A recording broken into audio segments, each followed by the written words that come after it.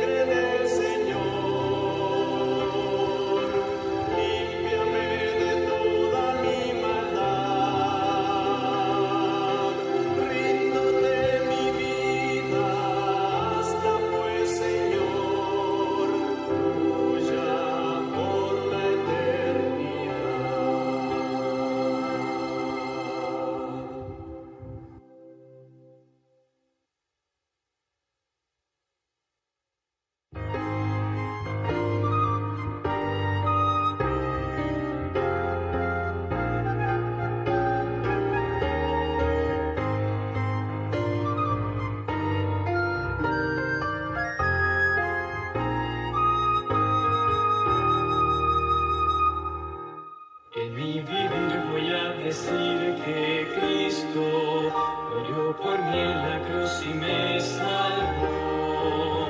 En mi vivir voy a decir que Cristo me prometió que pronto volverá. Al cantar de felicidad, mi vivir mostrará quién es Jesús. Al cantar de felicidad, quiero ser la razón de vida y luz. En mi hablar voy a contar que Cristo murió por mí en la cruz y me salvó. En mi hablar voy a contar que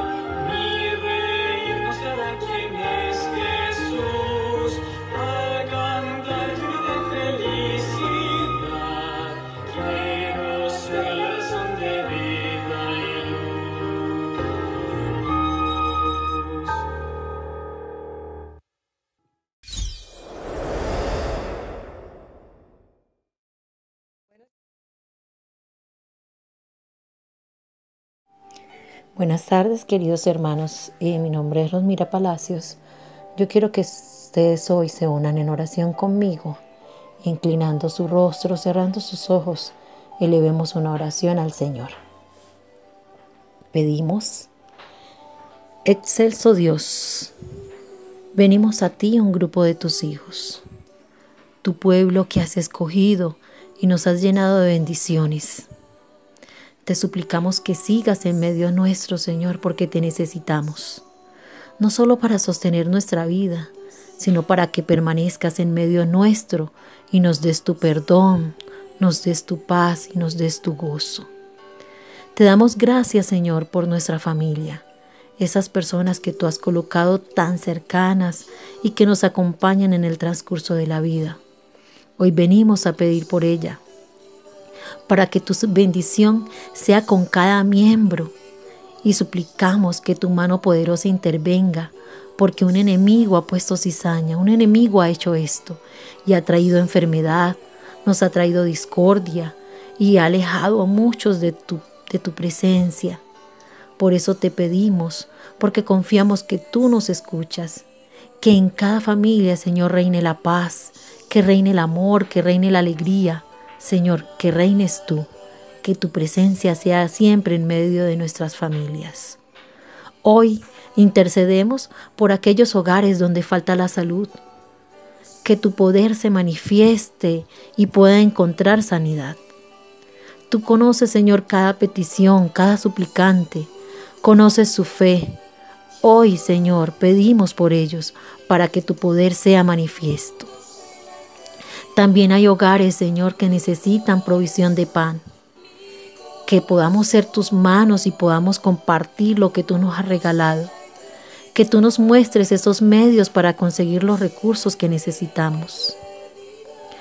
Hay, Señor, también entre nosotros familias que no tienen dónde vivir. Te están pidiendo la casa donde están. Muestra, Señor, el camino a seguir. ¿Qué lugar mejor tienes preparado para cada uno de ellos? También, Señor, en nuestro medio hay familias con conflictos no resueltos. Danos espíritu de perdón, de reconocimiento de nuestras responsabilidades y que tu intervención sea con cada uno para cambios verdaderos, por nuestras parejas, por nuestros hijos, Señor. Ayúdanos a ser conscientes que la carga de la vida es pesada y que podamos sobrellevar las obligaciones familiares. Hoy también queremos pedirte por las familias de nuestras familias.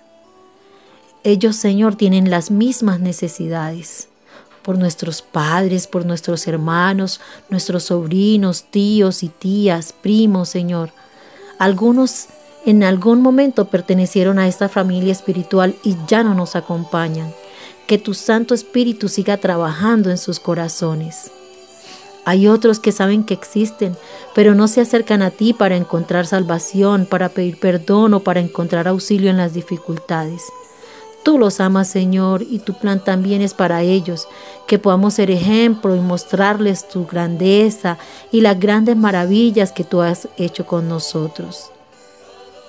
Que cada día nos amemos más, Señor, los unos a los otros, que podamos permanecer unidos en oración como familia cristiana, como iglesia, que perdonemos, Señor, las transgresiones y que podamos, Señor, acudir a ti también para perdón. Señor, perdona también nuestra indolencia y que como familia espiritual trabajemos juntos por la salvación de las almas. Que estés con nosotros, que nos guíes, que nos des sabiduría y paciencia mientras tú vienes por nosotros. Te esperamos, Señor, te amamos. Gracias porque escuchas y respondes nuestras oraciones, por tu gran amor y por tus grandes misericordias. Lo pedimos todo en el nombre de Jesús. Amén. Iglesia Adventista del Séptimo Día Central de Medellín.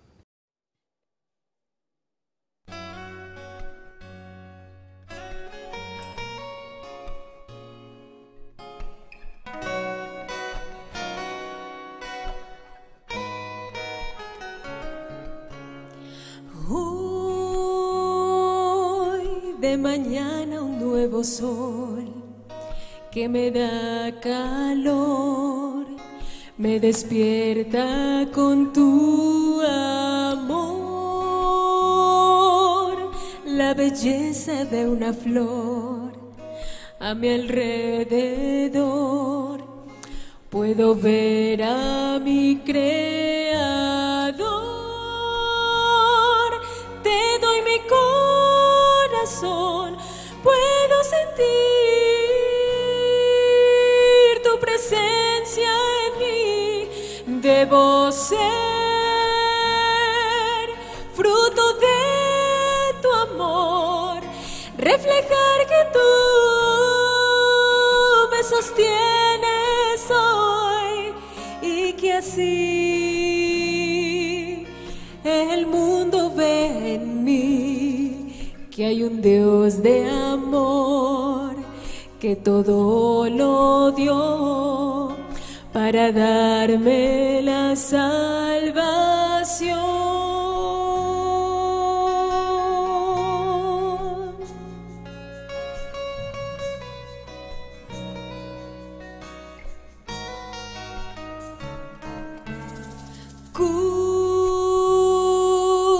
Cubre mi vida con tu luz, que a mi caminar de seguridad y pon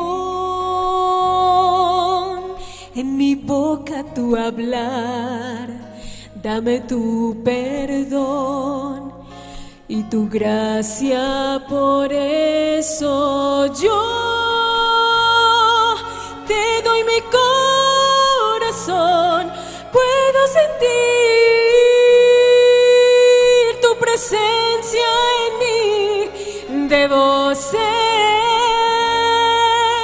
fruto de tu amor, reflejar que tú me sostienes hoy y que así el mundo vea en mí que hay un Dios de amor que todo lo dio para darme la salvación.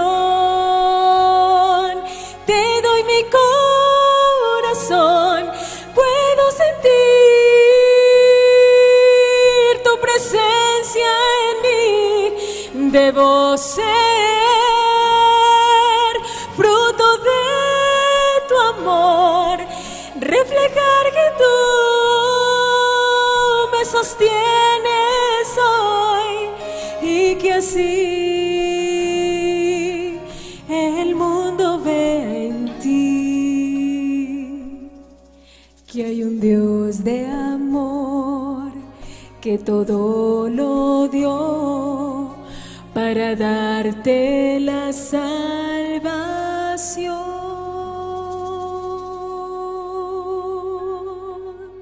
La gloria sea al Señor. Amén.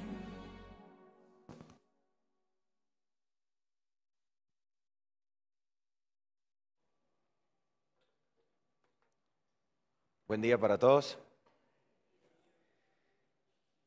¿Cómo se encuentran el día de hoy? ¿Bien? Estamos contentos y agradecidos con Dios porque nos permite trazar su palabra. Dios es bueno, Dios es fiel y en el nombre de Cristo la palabra de Dios hoy también será trazada. Amén. Quisiera invitarles en donde están a que me acompañen haciendo una oración, porque lo que hoy vamos a estudiar es un tema muy, muy importante, que usted lo comprenda, lo crea y lo viva. Hoy vamos a estudiar lo que la Biblia enseña acerca de cómo la guerra entre Cristo y Satanás gira en torno a un punto bien específico en relación con el ser humano. Y esto es la historia de la salvación. Vamos a orar. Nuestro Padre Celestial, en el nombre de Cristo Jesús, hoy, Señor, nos ponemos nuevamente en tus manos para recibir de ti tu Santo Espíritu y comprender así tu palabra, Señor. En el nombre de Jesús te rogamos que nos muestres a Cristo y su poder en tu palabra, Señor, y que ante nuestros ojos Él pueda brillar para que nuestros corazones sean enternecidos y así dirigidos a ti, Señor. Te lo pedimos en el nombre de Jesús. Amén. Acompáñenme por favor a Génesis capítulo número 3. Génesis capítulo número 3. Y vamos a leer algunos versículos de ese capítulo que nos van a decir acerca de qué trata la historia de este mundo en relación a la controversia entre Cristo y Satanás. Y quiero comenzar claramente anunciando de qué trata esta historia.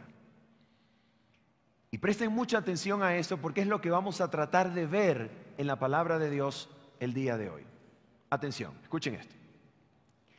La historia de la guerra entre Cristo y Satanás en este mundo tiene que ver con la forma en que Dios trata con el problema del pecado. Por un lado está Dios, Cristo, el Santo Espíritu, tratando de separar el pecado del hombre y deshacerse de él. Por otro lado está Satanás, intentando que el hombre y el pecado se unan, se hagan uno, indiferenciable, para que Dios al final destruya al hombre juntamente con el pecado.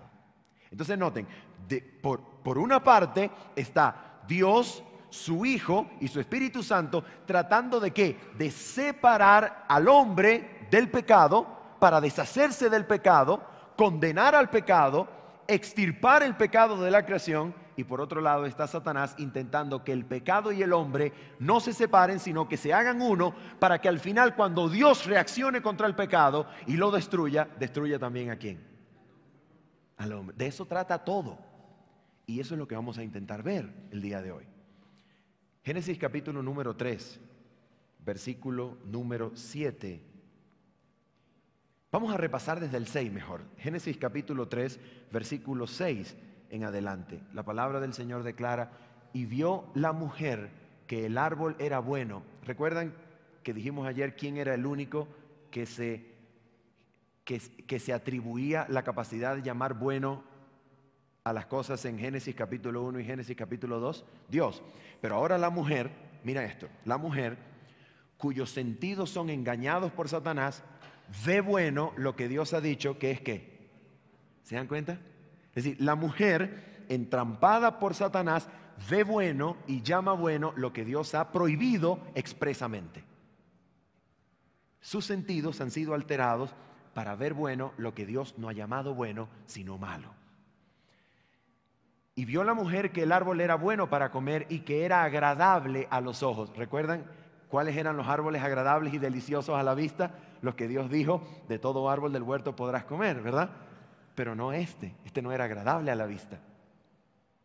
Pero los sentidos están entrampados. Y árbol, ¿qué cosa? Codiciable para alcanzar la sabiduría. ¿Qué sabiduría? Conocer el bien y el mal. Para independizarse de Dios en una independencia moral. La independencia moral consiste en que yo, como ser moral, me adjudico la potestad de decir qué es bueno y qué es malo, independizándome de Dios y su ley.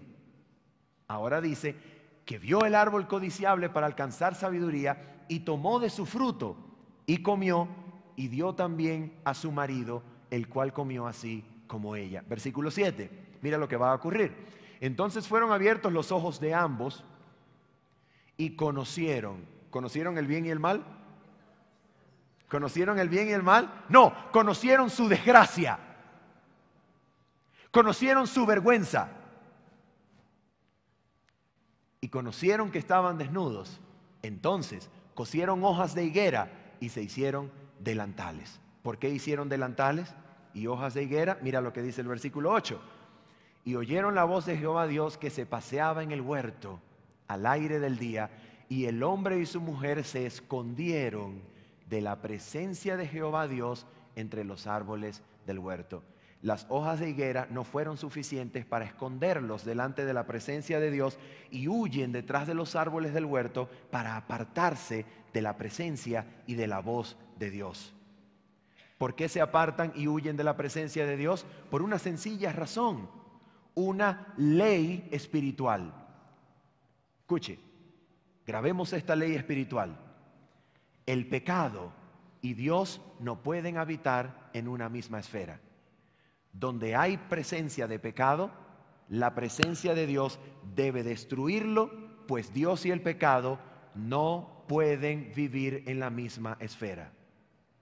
La presencia de Dios entonces destruye el pecado.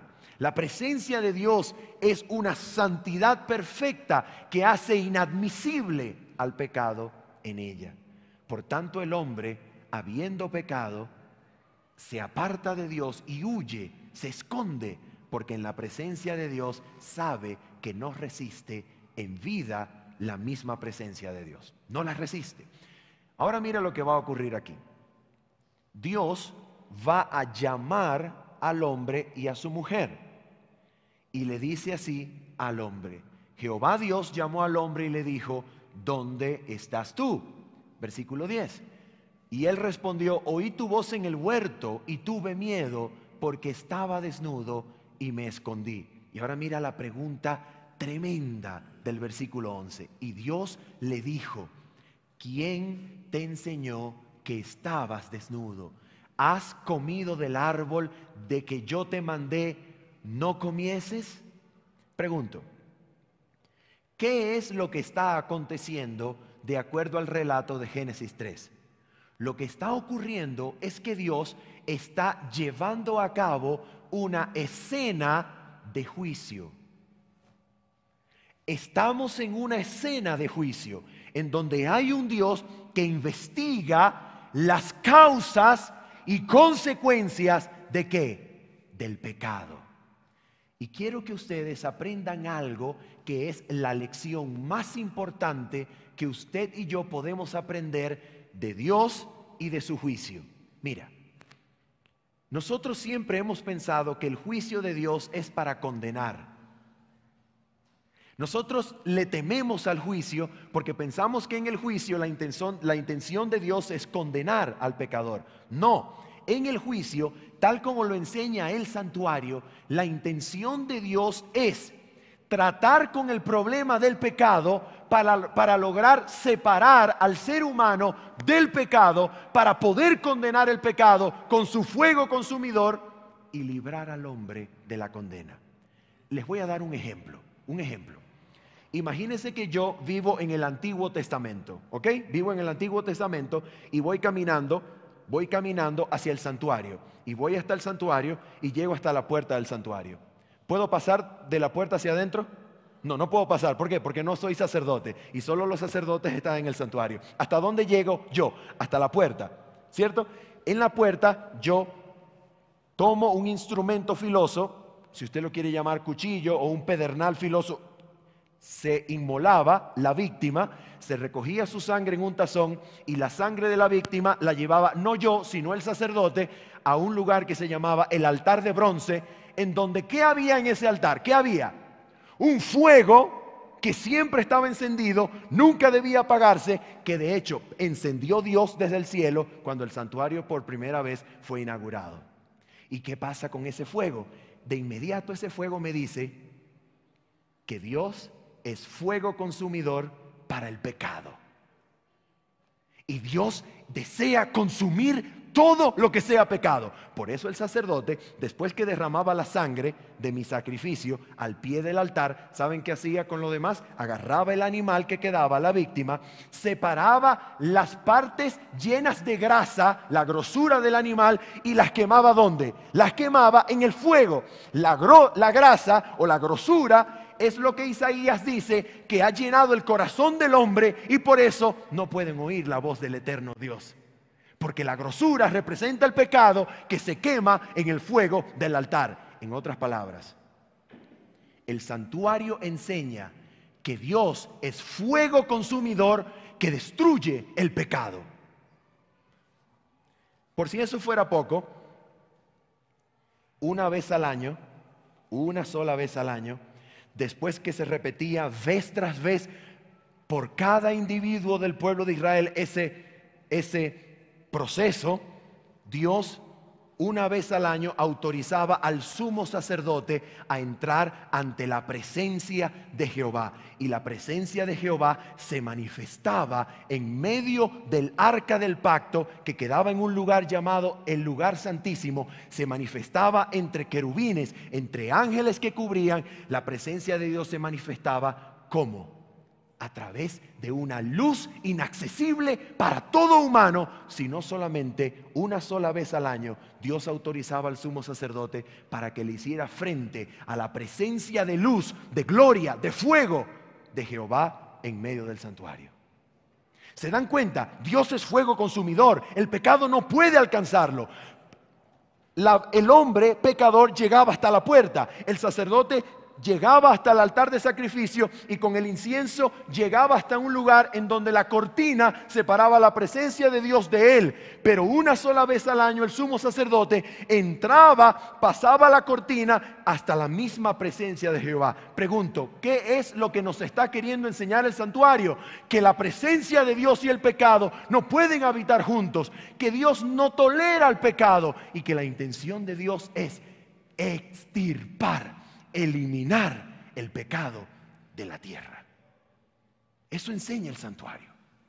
Ahora bien, dijimos que Génesis 3 es una escena de juicio, ¿verdad que sí? ¿Cuál entonces será la intención de Génesis capítulo 3 y el juicio que allí presenciamos? La intención es mostrarnos que desde el comienzo de la historia del pecado en la tierra, Dios necesita hacer algo. Dios necesita tratar con el problema del pecado. Y cuando llama al hombre y le pregunta, Adán, ¿dónde estás tú? Dios está buscando que el hombre confiese su culpa para poder tratar con el problema del pecado. ¿Qué es lo que intenta Dios? Extraer de Adán cuando le pregunta, Adán, ¿dónde estabas?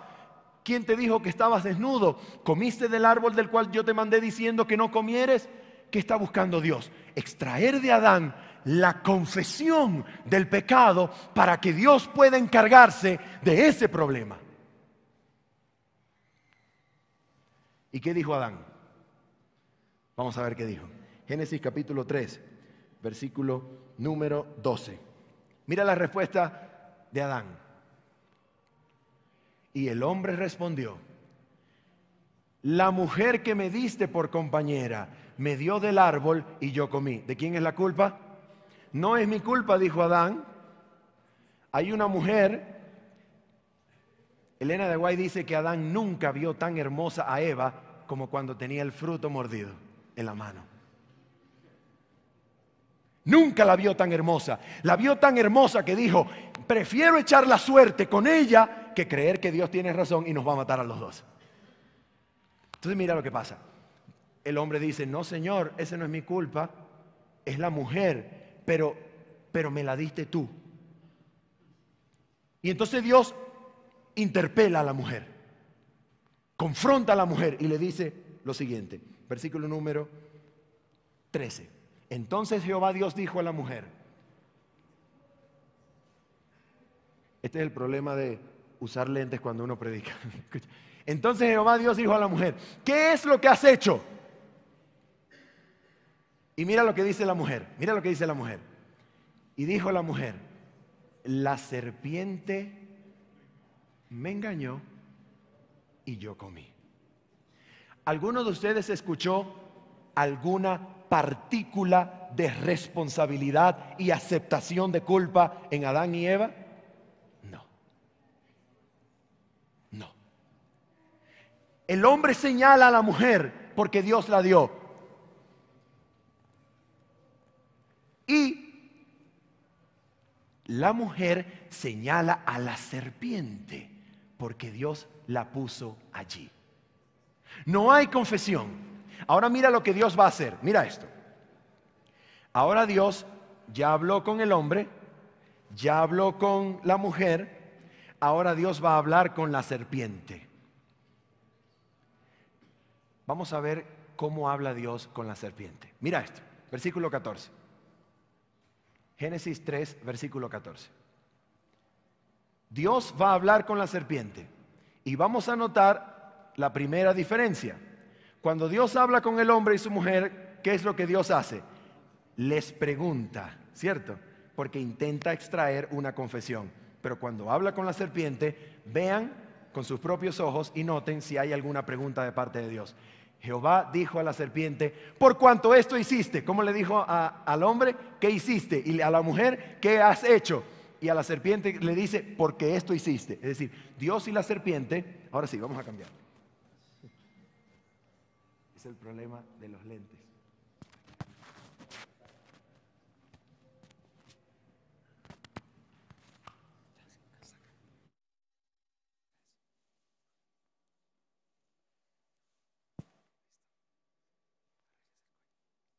Muy bien. Cuando Dios entonces interpela a la serpiente, no hay pregunta. Dios señala lo que la serpiente ha hecho, porque la serpiente ya no tiene oportunidad de confesión y le dice, por cuanto esto hiciste, maldita serás entre todas las bestias y entre todos los animales del campo. Sobre tu pecho andarás y polvo comerás todos los días de tu vida. ¿Cuál es el castigo del animal? Dios la condena a vivir arrastrada en el polvo de la tierra. Es una condena. De allí se desprende que la serpiente no se arrastrare antes, ¿cierto? Porque si la condena a arrastrarse, no se arrastraba. No tiene sentido. Y ahora mira lo que le va a decir, atención, le va a decir al ser que está detrás de la serpiente. En otras palabras, al ser que había tomado posesión de la serpiente. Dios le va a decir así: y pondré enemistad entre ti y la mujer, y entre tu simiente. ¿Qué quiere decir simiente? Descendencia, ¿ok? Descendencia, linaje. Y pondré enemistad entre ti y la mujer, y entre tu simiente y la simiente suya. Esta te herirá en la cabeza y tú le herirás en el calcañar. Ok, lo primero que nosotros vamos a hacer es tratar de comprender bien ese pasaje para que podamos entender los elementos presentes en el pasaje y entonces poder interpretar el versículo. Vamos a ver. Y pondré enemistad entre ti y la mujer. ¿Qué es lo que Dios intenta? Dios se propone establecer. Dios se propone crear enemistad, hostilidad, guerra entre la serpiente y ¿quién? Y la mujer. Pero la mujer, en el versículo 20, es madre de todos los vivientes. Así que lo que Dios está haciendo es creando enemistad, o quiere crear enemistad, quiere establecer hostilidad entre la serpiente, que es ¿quién? Satanás, y el ser humano. Dios desea establecer enemistad entre Satanás y el ser humano. Ahora mira, esa enemistad se traslada a una enemistad entre la descendencia de Satanás y la descendencia de la mujer. ¿Ok? La enemistad entre Satanás y el hombre se traslada en la enemistad entre la descendencia de Satanás y la descendencia de la mujer. Noten esto. Ahora, la resolución de la guerra que esa enemistad va a traer, la resolución de Dios en el conflicto, es que un descendiente de la mujer, en otras palabras, un descendiente de la humanidad, le va a aplastar la cabeza a la serpiente. Pero noten esto, aquí dice, y pondré enemistad entre ti y la mujer, y entre tu simiente y la simiente suya. Ahora noten, aquí viene la palabrita esta. Eso es un pronombre anafórico, está haciendo referencia a otra cosa que ya fue mencionada. En el idioma hebreo eso no existe. En el idioma hebreo el pronombre es el singular masculino. Allí. En pocas palabras, yo lo voy a traducir como debió traducirse. Dice: y pondré enemistad entre ti y la mujer, y entre tu simiente y la simiente suya. Él, ¿hace diferencia? Él te herirá en la cabeza y tú le herirás en el calcañar. En realidad, esta herida en la cabeza es mortal, mientras que la herida en el calcañar, que es el talón, no es mortal. Ahora mira lo que va a pasar aquí. ¿Qué es lo que esto está diciendo? Mira, lo que esto está diciendo es que Dios está interesado en crear enemistad entre Satanás y el ser humano. Y esa enemistad se va a lograr por medio de un hecho que el mismo versículo está describiendo. ¿Cuál es este hecho? Ahora vamos a imaginar.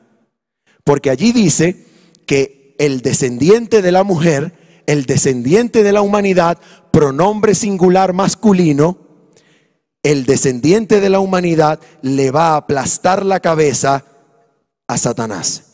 Pero en ese acto en el cual el descendiente de la humanidad levanta su talón para aplastarle la cabeza, la serpiente logra morderle el talón. Entonces vamos a traducir.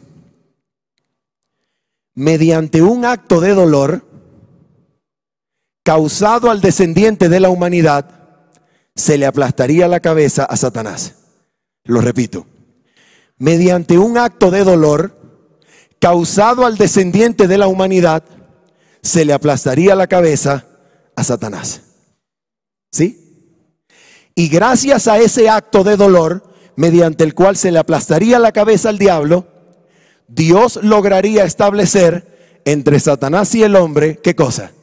Enemistad. ¿Listo? Bien. Ahora sí. ¿Cómo se entiende eso? ¿Cómo lo entendemos? Gálatas capítulo 4, versículo 4.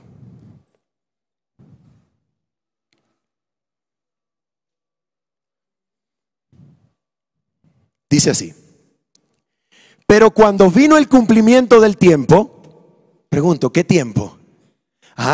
Porque es que cuando Dios dice, enemistad pondré entre ti y la mujer, Dios está haciendo una promesa. Y desde el instante en que Dios prometió que un descendiente de la humanidad, a través de un acto de dolor, le aplastaría la cabeza al diablo para crear enemistad entre el hombre y Satanás, Dios comenzó a correr el reloj profético para que Cristo, el descendiente de la humanidad, naciera en la tierra. Por eso dice, pero cuando vino el cumplimiento del tiempo, Dios envió a su Hijo. Ahora, ¿ustedes creen que esto es casualidad? La Biblia es muy corta, es una pieza de literatura muy corta.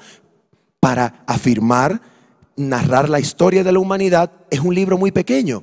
Entonces sus palabras son muy importantes. Sus palabras son elegidas no por casualidad, sino con total intención. Y ahora dice, pero cuando vino el cumplimiento del tiempo, Dios envió a su Hijo, nacido de mujer.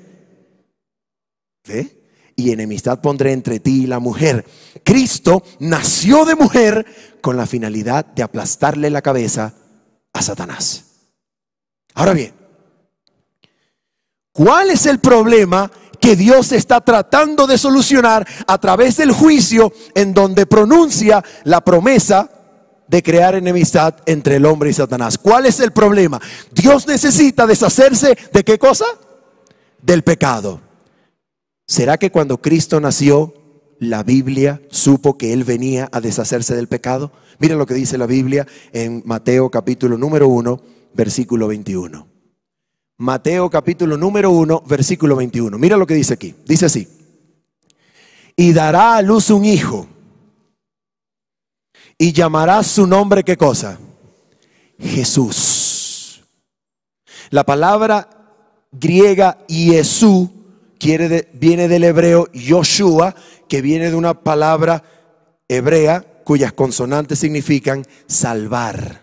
Por eso su nombre significa Salvador. Y dice, llamará su nombre Jesús, porque Él salvará a su pueblo, ¿de qué? Jesús apareció como la solución divina para tratar con el pecado del pueblo de Dios, ¿sí o no?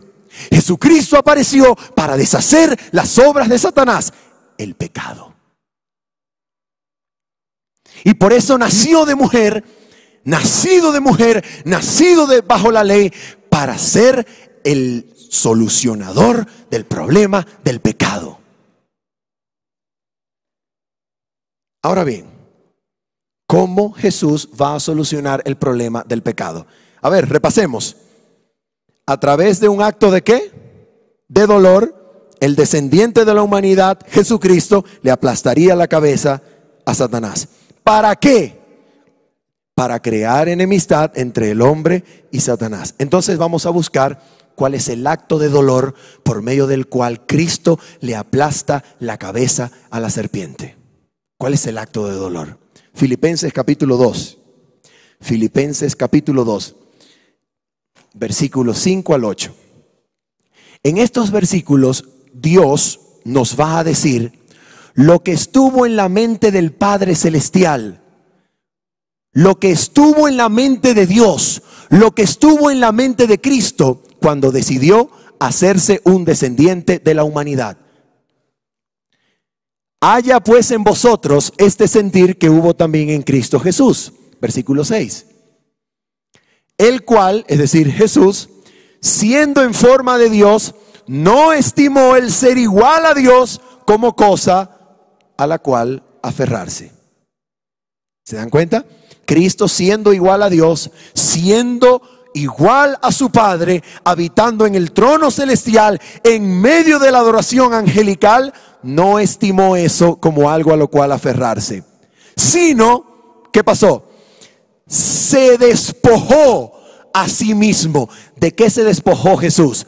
De su condición de igual a Dios. Se despojó de su condición de igual a Dios, tomando forma de ¿qué? De siervo, hecho semejante a ¿quiénes? A los hombres. ¿Con qué finalidad? ¿Qué estaba en la mente de Dios? Versículo número 8. Y estando en la condición de hombre, se humilló a sí mismo, haciéndose ¿qué cosa? Obediente hasta la muerte. ¿Y qué muerte? Y muerte de cruz.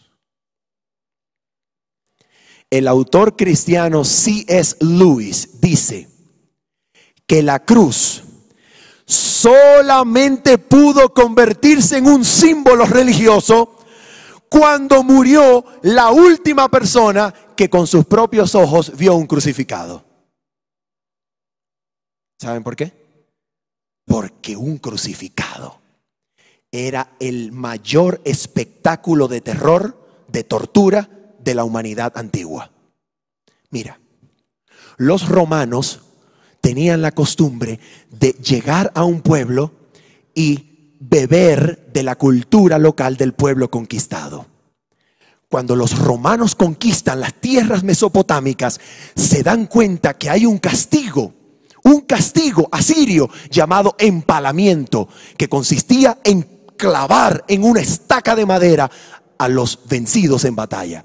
Bueno, a los romanos les pareció muy chévere y lo emplearon para torturar a aquellos que delinquían o desafiaban la autoridad del emperador. Pero lo convirtieron en un signo de mayor tortura, no clavando la estaca de madera, sino clavando al individuo a la madera para que muriera en un instrumento de tortura terrible que reventaba sus pulmones y su corazón y haciendo de la muerte lo más deseado por el individuo. Era un instrumento de tortura espantosa. Y ese momento de dolor fue lo que estuvo en la mente de Dios como representación de lo que la ira de Dios es para el pecado. Cristo fue a la cruz tomando el lugar de los pecadores cuando la misericordia de Dios no interceda ya más por la raza culpable. La ira de Dios fue sobre él porque en esa cruz Dios estaba castigando el pecado de todos nosotros. Mira lo que dice la Biblia. Romanos, capítulo número 3, versículos 21 al 26. Ya sabemos que fue en la cruz, instrumento de dolor por medio del cual Jesucristo le aplastaría la cabeza a Satanás. ¿Y por qué se la aplastó en la cruz? ¿Cómo lo logró la cruz? Mira lo que pasó en la cruz. Atención con esto, que es muy, muy importante. Dice Romanos 3:21, pero ahora, aparte de la ley, se ha manifestado la justicia de Dios. Mira, la justicia de Dios se manifestó aparte de la ley, pero de manera paradójica es gracias a la ley que la conocimos. Porque mira lo que dice, pero ahora aparte de la ley se ha manifestado la justicia de Dios, testificada por la ley y por los profetas. ¿Se dan cuenta? Cuando se manifestó lo hizo aparte de la ley, pero la ley lo anunciaba. ¿Ve? Entonces dice, la justicia de Dios por medio de la fe en Jesucristo para todos los que creen en Él. Y ahora mira esto, porque no hay diferencia. Versículo 23. No hay diferencia por cuanto todos pecaron y están destituidos de la gloria de Dios. Todo ser humano que alguna vez existió cometió pecado y por tanto se hizo culpable de la ira de Dios, merecedor legalmente del castigo del Padre, merecedor de la ira de Dios. Ahora mira lo que va a pasar aquí. No hay diferencia por cuanto todos pecaron y están destituidos de la gloria de Dios, siendo justificados gratuitamente por su gracia. ¿Por medio de qué es que Dios puede justificar, perdonar al ser humano? Por su gracia. Mediante la redención que es en Cristo Jesús. Y aquí Pablo va a explicar en qué consistió la redención obrada en la cruz. Mira lo que dice aquí.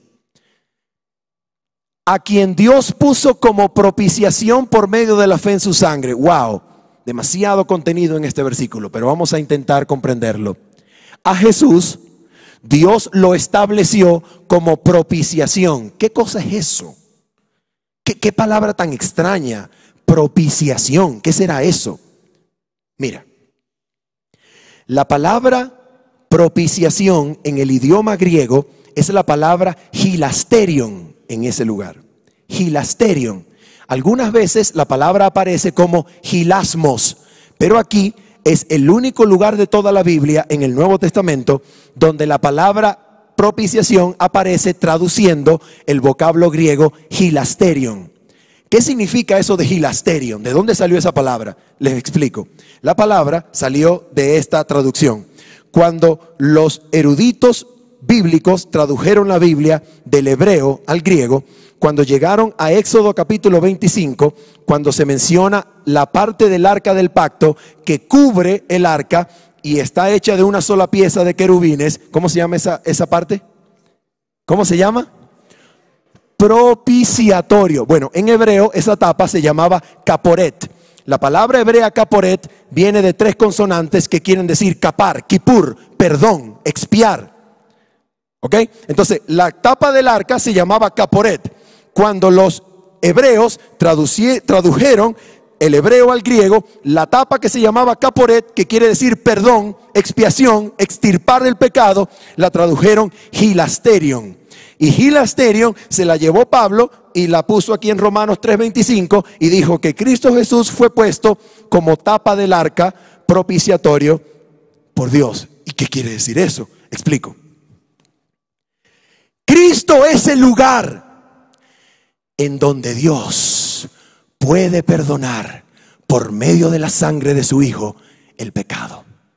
Cristo es el lugar en donde la presencia de Dios recibe la víctima por el pecado y Dios y su ira no caen sobre el pecador porque cayeron sobre la víctima por el pecado que fue Cristo Jesús. Cristo es el lugar en donde el Padre y la humanidad se reconcilian en el perdón. De eso se trata. Entonces en la cruz Dios estaba en Cristo reconciliando consigo mismo al mundo. ¿Lo dice la Biblia? ¿Y qué dice la Biblia? Al que no conoció pecado, Dios lo hizo, ¿qué cosa? Pecado, víctima del pecado. ¿Para qué? Para que nosotros fuésemos hechos justicia de Dios en Él, en Cristo. En Cristo, Dios y la humanidad se encuentran en el perdón. Ok. a quien Dios puso como propiciación. Ya sabemos lo que eso es. Como por medio de la fe en su sangre. Ahora escucha. Para manifestar, ¿qué cosa? ¿Para manifestar qué cosa? Ya va, un momento. Yo siempre he pensado que cuando Dios puso a Cristo en la cruz, lo que Dios estaba manifestando era su amor. Sí, Dios estaba manifestando su amor. Pero Dios también estaba manifestando su justicia en el trato con el pecado. En otras palabras, ¿por qué Dios estaba manifestando su justicia en la cruz? A causa de haber pasado por alto en su paciencia los pecados pasados. ¿Cómo podía Dios ser justo habiendo dejado pasar tantos pecados de la humanidad sin condenarlos? En la cruz Dios los condenó todos, mostrando la justicia de Dios. En la cruz Dios los condena, por tanto exhibe amor y exhibe justicia. ¿Se dan cuenta? La cruz es demasiado profunda. Pero mira lo que va a pasar aquí. ¿Para qué la cruz? Aquí está. Con la mira de manifestar en este tiempo, ¿qué cosa? Otra vez. Su justicia. ¿Con qué finalidad Dios quiere manifestar su justicia? Con la finalidad de que Él, Dios, sea ¿qué cosa? Justo y al mismo tiempo el que justifica al que es de la fe de Jesús. En otras palabras, en la cruz Dios puede condenar el pecado y perdonar al pecador. En la cruz Dios muestra su amor al ofrecer perdón y su justicia al condenar el pecado. Cristo es el lugar en donde el amor y la ley se encontraron, la justicia y la misericordia se besaron. ¿Y cómo le destruyó la cabeza a Satanás? Claro, porque Dios manifestó que siendo justo puede condenar el pecado y destruirlo con justicia. Porque quien no escatimó la vida de su Hijo, no escatimará a destruir el pecado. Por eso Jesús dijo: ya viene el príncipe de este mundo, pero nada tiene en mí. Ahora es el juicio de este mundo. Ahora el príncipe de este mundo será echado fuera. Y yo, si fuere levantado de la tierra, en otras palabras, si fuere crucificado, a todos atraeré a mí mismo. Y en la cruz Dios demostró que es justo, que es bueno y que Satanás es mentiroso y asesino, y le aplastó la cabeza a la serpiente. Pero ese acto de dolor, ese acto en el cual Jesucristo le aplastó la cabeza a la serpiente, tenía un propósito. ¿Sí o no? ¿Cuál era el propósito de acuerdo a Génesis 3:15? Yo pensaba que se les había olvidado. Y enemistad pondré. Me explico. Escuchen esto para que nunca lo perdamos de vista. Si Dios no puede crear enemistad entre el hombre y Satanás, la cruz fue en vano. Lo voy a repetir. Demasiado bueno, escucha. Si Dios no puede, no es capaz de crear enemistad entre Satanás y el hombre, la cruz fue en vano. Porque la cruz sucedió para crear enemistad entre Satanás y el hombre. Me voy a explicar. Imagínese una persona que dice: Jesucristo me salvó. Jesucristo hizo todo por mí en la cruz. Jesucristo murió por mí y pagó pecados pasados, presentes y futuros. No debo molestarme, no debo preocuparme, porque Jesucristo hizo todo por mí. Epa, ¿y esa mujer? ¿Quién estará casada? Y me escondo el anillo. Mira, ¿tú estás casada? No, ¿y tú? No, tampoco. Yo no estoy casado. ¿Qué te parece si conversamos y salimos? ¿Puede Cristo salvarme con la cruz estando yo sometido a la serpiente en pecado? La cruz me salva, la cruz me libra, la cruz me da libertad del pecado. ¿Dice eso la palabra de Dios? Vamos a ver. Juan capítulo número 3. Juan capítulo número 3. Y vamos a leer en Juan capítulo número 3 unos versículos maravillosos, increíbles estos versículos. Juan capítulo número 3, exactamente desde el versículo número 3. A ver, ustedes saben esto. Ustedes recuerdan esto. ¿Qué pasó en Juan capítulo número 3? Llega Nicodemo y le dice a Jesús: Maestro, maestro, sabemos que has venido de Dios, porque nadie con el cual Dios no esté puede hacer las señales que tú haces. Uy, un discurso halagador para Jesús. Y Jesús lo frena y le dice: Nicodemo, de cierto te digo, nadie podrá ver el reino de Dios a menos que nazca de nuevo. ¿Cómo? ¿Cómo puede un hombre siendo viejo nacer de nuevo? ¿Acaso se meterá de nuevo en el vientre de su madre? Nicodemo, de cierto te digo que lo que nace de la carne es carne, pero lo que nace del agua y del espíritu es espíritu. Señor, no entiendo. Y Jesús le dice: Nicodemo, el viento sopla de donde quiere y oye su sonido. El viento sopla de donde quiere y oye su sonido. No sabe de dónde viene ni a dónde va, pero tú escuchas su sonido. Oh, Jesucristo le estaba dando una verdad profunda. Nicodemo, tú no puedes entender cómo es que obra el Espíritu Santo, pero el Espíritu Santo te habla. Tú escuchas su voz y como el viento, que no lo ves, pero escuchas su obra. No conoces la obra del Espíritu Santo, no la ves, pero sus resultados se ven. Y pregunta Nicodemo: Señor, capítulo 3, versículo número 9. Respondió Nicodemo y le dijo: ¿cómo puede hacerse esto? Vamos a traducir la pregunta de Nicodemo. Señor, ¿cómo puedo nacer de nuevo? Era lo que estaba preguntando, ¿verdad? ¿Cómo puedo nacer de nuevo? ¿Y qué le va a decir Jesús? Aquí está el dato interesante. La cruz no solamente efectúa el lugar en donde Dios puede perdonar y condenar al pecado al mismo tiempo. La cruz ejercerá un poder que al contemplarla atrae al pecador a Cristo. Mira lo que le dice Jesús. Versículo 14. Versículo 14. Aquí está la respuesta. ¿Cómo puede hacerse esto? ¿Cómo puede un hombre nacer de nuevo?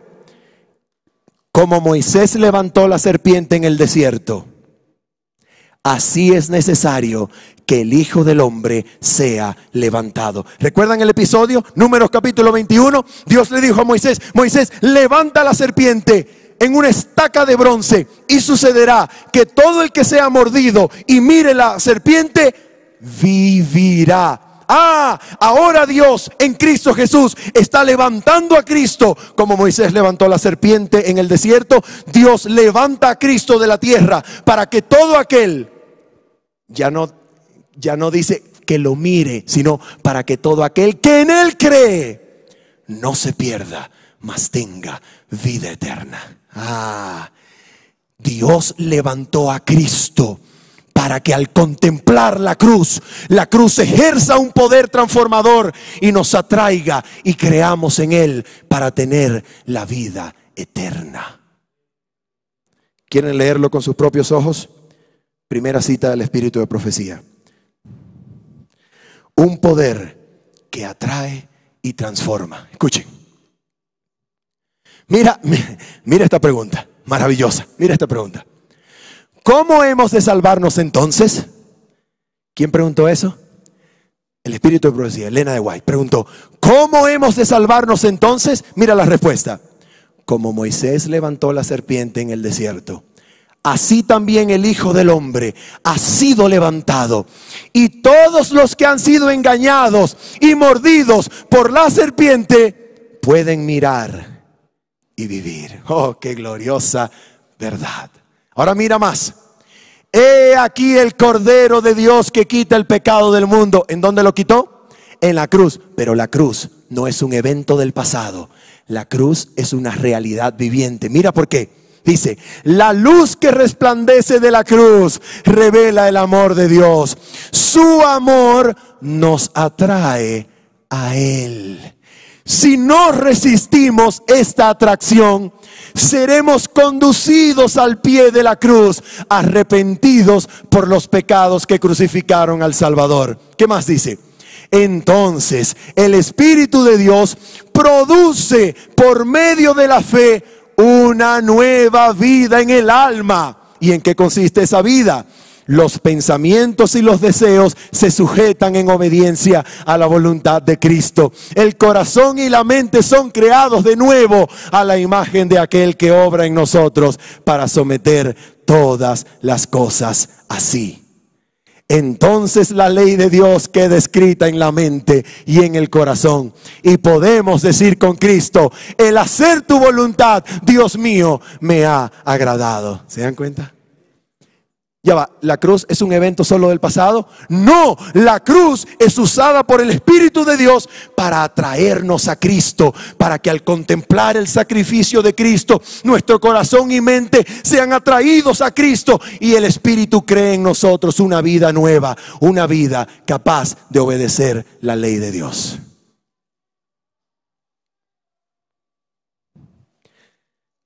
Primera de Juan capítulo 3. Terminamos con estos versículos.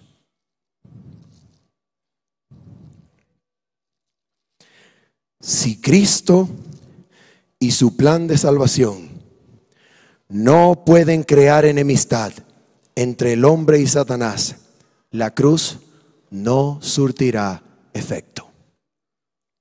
Primera de Juan capítulo número 3, versículos 1 al 9. Lo vamos a leer rápidamente porque todo lo que Juan dice aquí ya lo dijimos. Mira lo que dice Juan. Mirad cuál amor nos ha dado el Padre para que seamos llamados hijos de Dios. Por esto el mundo no nos conoce porque no le conoció a Él. Versículo 2. Amados, ahora somos hijos de Dios. ¿Después de cuándo? Después que Cristo ha quitado el pecado.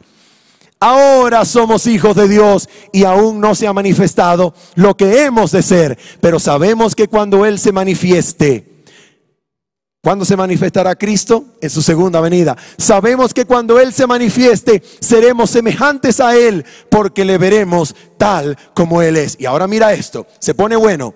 Y todo aquel que tiene esta esperanza en Él, se purifica a sí mismo como Él es puro. A ver, todo el que tiene esperanza ¿en qué? En verle manifestado por segunda vez.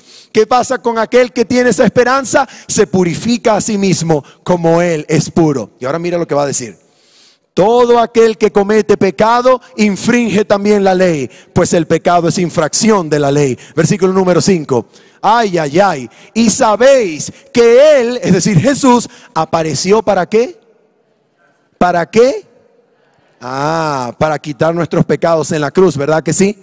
Pero esa cruz también puede hacer algo por nosotros hoy y no hay pecado en Él. Versículo 6. A ver, ¿qué puede hacer el poder de Dios a través de la cruz de Cristo, obrando por el Espíritu Santo?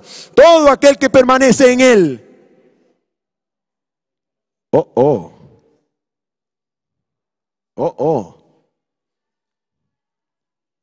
¿Quiere decir que Dios quitó el pecado en la cruz de Cristo, pero lo quiere arrancar de mí hoy? ¡Oh, sí! Y la cruz tiene el poder de atraernos a Dios para que Él quite el pecado de mí en el presente. ¡Oh, sí! Todo aquel que permanece en Él no peca. Todo aquel que peca no le ha visto ni le ha conocido. Adelante, mira esto. Hijitos míos, nadie os engañe. El que hace justicia es justo como Él es justo. Versículo número 8. Hermanos míos, esto es increíble. Juan estaba pensando en Génesis capítulo 3, versículo 15. Y ahora lo vamos a demostrar. Escuche. El que practica el pecado es el diablo, porque el diablo peca desde el principio. Para esto apareció el Hijo de Dios. ¿Para qué? Oh, sí, Cristo apareció para destruir las obras de Satanás. Mira lo que dice ahí, versículo 9. Vamos a ver si Juan estaba pensando en Génesis capítulo 3, versículo 15. Dígamelo usted, ¿estaba pensando en Génesis 3:15, sí o no? Dice, todo aquel que es nacido de Dios no practica el pecado, porque la simiente de Dios permanece en él y no puede pecar porque es nacido de Dios. ¿Se dieron cuenta? Cristo, la simiente de Dios, la simiente de la mujer, nació para aplastarle la cabeza a Satanás, quitar el pecado, deshacer las obras del diablo, y permaneciendo en mí, me guarda y me libra de pecar. Oh. Pero ¿será que esto es la enemistad entre Satanás y el hombre? ¿Será que en esto se basa la enemistad? ¿Será? Vamos a ver. Última cita del Espíritu de Profecía. Nos vamos con esto. Enemistad pondré entre ti y la mujer, y entre tu simiente y la simiente suya. Esta te herirá en la cabeza y tú le herirás en el calcañar. Pregunto, ¿de esto fue lo que hablamos hoy? Pregunto, ¿qué está haciendo Elena de Guay ahí? ¿Está citando Génesis 3:15? ¿Sí o no? ¿La está citando? ¿Está pensando en Génesis 3:15? Sigamos. La divina sentencia pronunciada contra Satanás después de la caída del hombre fue también una profecía que, abarcando las edades hasta los últimos tiempos, predecía el gran conflicto en que se verían empeñadas todas las razas humanas que hubiesen de vivir en la tierra. Dios declara: enemistad pondré. Esta enemistad no es fomentada de un modo natural. Cuando el hombre quebrantó la ley divina, su naturaleza se hizo mala y llegó a estar en armonía y no en divergencia con Satanás. ¿Qué quiere decir eso? Que cuando el hombre pecó, se hizo amigo de Satanás. No puede decirse que haya enemistad natural entre el hombre pecador y el autor del pecado. Ambos se volvieron malos a consecuencia de la apostasía. El apóstata no descansa sino cuando obtiene simpatías y apoyo al inducir a otros a seguir su ejemplo. ¿A inducir a otros a qué? A pecar. Escucha. Si Dios no se hubiese interpuesto especialmente, Satanás y el hombre se habrían aliado contra el cielo, y en lugar de albergar enemistad contra Satanás, toda la familia humana se habría unido en oposición a Dios. ¿Será que Elena de Güey está hablando de lo que nosotros hemos tratado de decir? Ay, pero se pone mejor, mira esto. Mira, esto es gracioso. Cuando el hombre escucha, cuando el ser humano escucha, el cristiano escucha y el adventista escucha que Dios puede crear enemistad contra Satanás, el adventista duda y dice: pero eso como que es muy difícil. Y cuando Satanás lo escuchó, mira lo que Satanás supo. Pero al oír Satanás que habría enemistad entre él y la mujer y entre su linaje, comprendió que serían contrarrestados sus esfuerzos para corromper la naturaleza humana y que se capacitaría al hombre para resistirle. Ahora mira esto.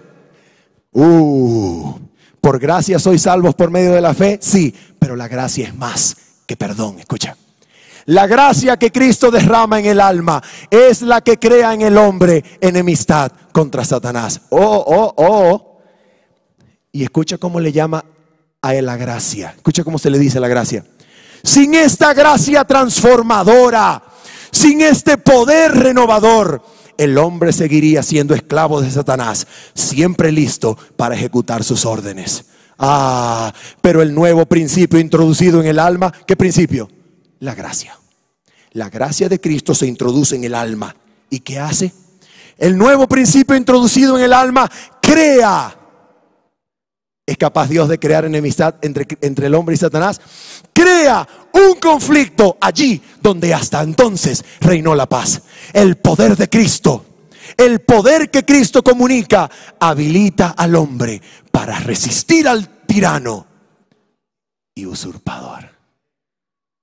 Cualquiera que aborrezca el pecado, en vez de amarlo, que resista y venza las pasiones que hayan reinado en su corazón, prueba que en él obra un principio que viene enteramente de lo alto. Oh, hermanos míos, Cristo puede crear enemistad entre ti y Satanás. Cristo murió para volverte a ser leal al Padre Celestial. Cristo murió, sufrió y llevó a la cruz del Calvario para demostrar que hay poder en Dios para devolvernos la fidelidad al Padre Celestial. Satanás no debe reinar, no reinará más en mi corazón cuando mi corazón se sujeta a la cruz del Calvario y por el Espíritu Santo recibo poder para tener un nuevo corazón que pueda guardar la ley de Dios. Satanás lo sabe. Lo sabremos nosotros, lo creeremos nosotros, que en el nombre de Cristo hay poder para vencer las tentaciones de Satanás. Hay poder en Cristo para que este corazón sea leal a Dios de nuevo. ¿Lo cree? ¿Lo cree? ¿Lo quiere vivir? ¿Lo quiere pedir a Cristo? Oh. Cuando la iglesia le pida a Cristo este poder, Satanás sabrá que ha llegado su hora de su fin. ¿Hay alguien hoy aquí que quiera pedirle a Cristo poder para volver a ser obediente a Dios? Para que sea Dios y no Satanás el que reine en el corazón. Le voy a decir una cosa, Satanás quería que este tema no se predicara. Pero hay poder en Cristo. Hay poder en Cristo. Cuando Cristo llega a formar parte del corazón, Satanás es expulsado. Y pueden venir tentaciones, pero hay poder en Dios para resistirlas. ¿Quieres pedirle poder a Cristo? ¿Quieres que Cristo te habilite para vencer? ¿Puedes ponerte en pie si ese es el deseo de tu corazón? Voy a pedirle a la hermana Mónica que pase a cantar. Y mientras ella canta, en el nombre de Jesús, hermano mío, en el nombre de Cristo, amigo que me escucha, bien sea que te encuentres en este lugar o que nos estés siguiendo a través del internet, en el nombre de Cristo hay poder en Dios para resistir a Satanás. Satanás no tiene por qué reinar en tu corazón para siempre, porque Cristo murió para habilitarte a resistir su poder. Cristo es el rey del corazón y cuando reina, el pecado sale de él.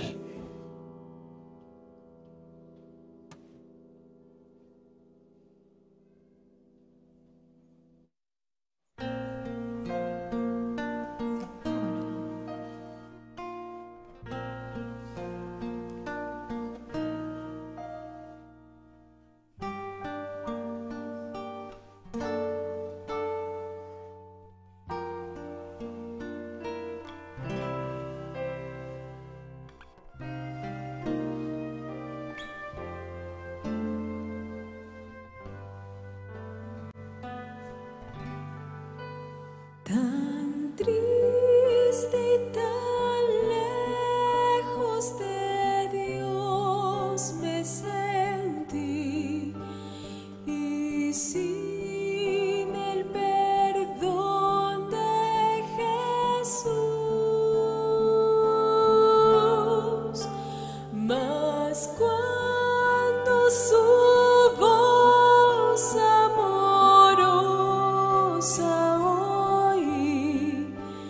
que dijo ven a la luz, yo todo dejé para andar en la luz, no moro en tinieblas ya.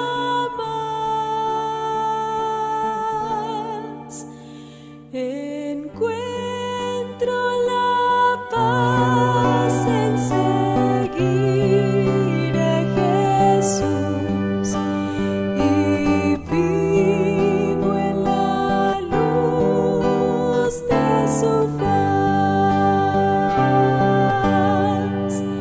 Qué amigo tan dulce es el tierno Jesús, tan lleno de paz y de amor.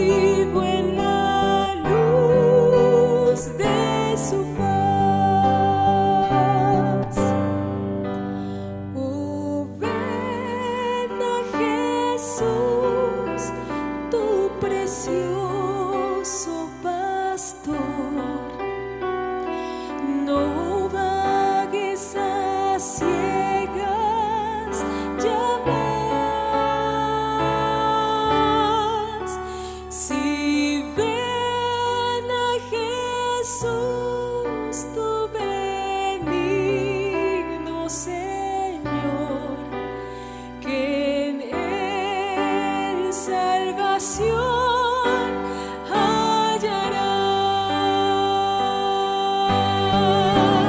Yo todo dejé para andar en la luz. No moro en tinieblas ya más. Encuentro la paz en seguir a Jesús y vivo en la luz de su paz. Encuentro la paz en seguir a Jesús y vivo en la luz de su paz.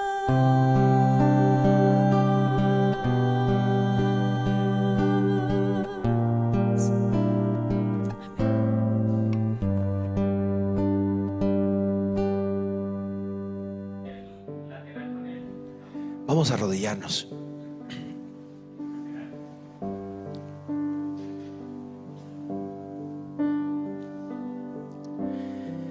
Señor y Padre Celestial, hoy hemos entendido que no hay fuerzas en mí, Señor. No hay fuerzas en nosotros para resistir a Satanás. Desde el primer pecado en la tierra, los hombres estamos sujetos a Satanás por la ley de la herencia de la debilidad humana, Señor. Pero desde que Cristo murió en el Calvario, Cristo demostró que Dios puede salvar al pecador mientras condena el pecado, Señor. Por eso, Padre Celestial, en el nombre de Jesús, permítenos hoy elevar la mirada a Cristo, para que Cristo haga en nosotros realidad la cruz del Calvario. Y no solamente nos perdone los pecados cometidos, sino que nos dé el poder, la fuerza para apartarnos del pecado que aún nos aqueja, Señor. Oh Padre Celestial, habilítame a mí, habilita a mis hermanos, habilita a nuestros amigos que nos visitan, para que desde hoy, mirando a Cristo, por el poder de Cristo, por la fe en Cristo, podamos apartarnos del pecado, Señor. Crea en nosotros enemistad contra Satanás y ayúdanos a vencer sus tentaciones. Padre, en este conflicto final del tiempo, he aquí, Señor, lo único que nos habilitará para vencer: que por la fe Cristo nos llene de su poder. Gracias, Señor. Gracias. Si hay algún amigo, Señor, visita en este lugar que aún no te ha aceptado, oh Padre Santo, dale la certeza de que no podrá él vencer jamás, de que no podrá ella conquistar su vida, su pecado, pero que hay poder en Cristo para sanar. Hay poder en Cristo para convertir. Hay poder en Cristo para apartarlo del pecado. Gracias, Señor. Gracias por habernos hablado. En el nombre de Jesús. Amén.